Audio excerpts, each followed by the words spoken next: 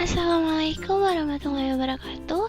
Saya Nurul Aulia Mawarda dari kelas TIF Asiheng. Di sini saya akan mereview tentang multimedia.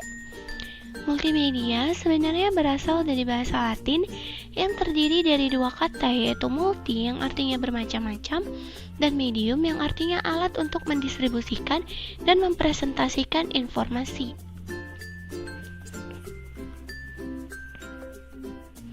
Secara sederhana, menurut beberapa ahli adalah sebagai berikut. Yang pertama, menurut MC Komik pada tahun 1996, multimedia merupakan kombinasi dari tiga elemen, yaitu suara, gambar, dan juga teks. Kedua, menurut Hofstadter pada tahun 2001, multimedia adalah pemanfaatan komputer untuk membuat dan menggabungkan teks, grafik, audio, video dengan memungkinkan pemakai berinteraksi, berkreasi, dan berkomunikasi. Secara garis besar, multimedia sebagai komputer grafik, animasi, teks video, dan suara dalam suatu aplikasi yang dirancang dengan mengutamakan interaksi antara pengguna dengan komputer.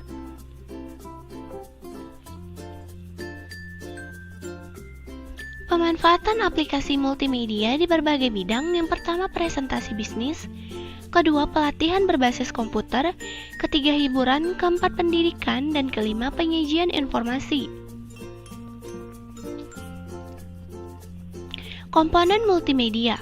Dalam definisinya, multimedia harus terkandung 4 komponen penting, yaitu yang pertama, mempunyai perangkat komputer yang mengkoordinasikan apa yang dilihat dan juga apa yang didengar.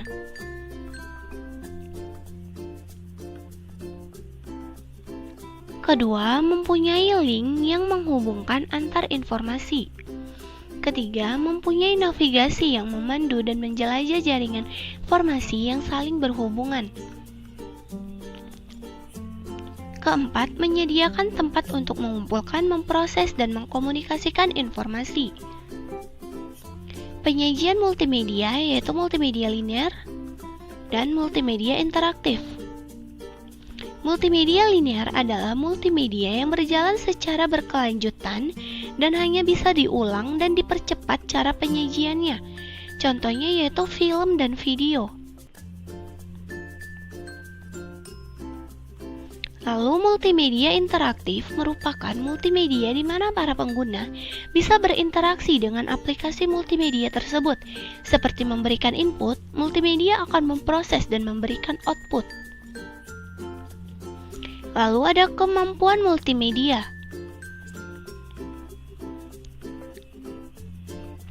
Teknologi multimedia ternyata mempunyai banyak kemampuan di dalamnya. Beberapa kemampuan multimedia adalah sebagai berikut. Yang pertama, mengubah tempat kerja dengan adanya teleworking. Para pekerja dapat melakukan pekerjaannya di mana saja, tidak harus datang ke kantor.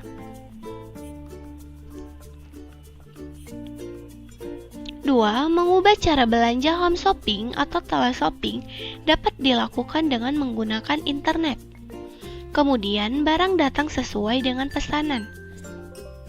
Ketiga, menggunakan cara bisnis. Banyak perusahaan yang menggunakan transaksi online. Keempat, mengubah cara memperoleh informasi. Orang-orang menggunakan internet sebagai media pencari informasi, seperti koran online. Kelima, mengubah cara belajar sekolah mulai menggunakan komputer sebagai media pembelajaran, seperti pembelajaran interaktif, pembelajaran online atau e-learning, dan e-book. Multimedia pembelajaran. Multimedia pembelajaran adalah aplikasi multimedia yang melibatkan teks, grafik, foto, video, suara, animasi, ataupun simulasi yang dipergunakan untuk menyampaikan pesan atau pengetahuan, keterampilan, dan sikap. Jenis-jenis multimedia pembelajaran. Yang pertama, multimedia presentasi pembelajaran. Multimedia presentasi pembelajaran adalah alat bantu guru atau dosen dalam proses pembelajaran di kelas dan tidak menggantikan guru atau dosen secara keseluruhan. Kedua, multimedia pembelajaran mandiri. Multimedia pembelajaran mandiri adalah software pembelajaran yang dapat dimanfaatkan oleh siswa atau mahasiswa secara mandiri tanpa bantuan guru atau dosen.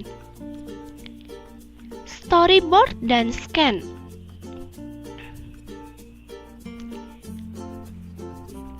Storyboard merupakan uraian yang berisi visual dan audio penjelasan dari masing-masing alur dalam data flow diagram atau DVD.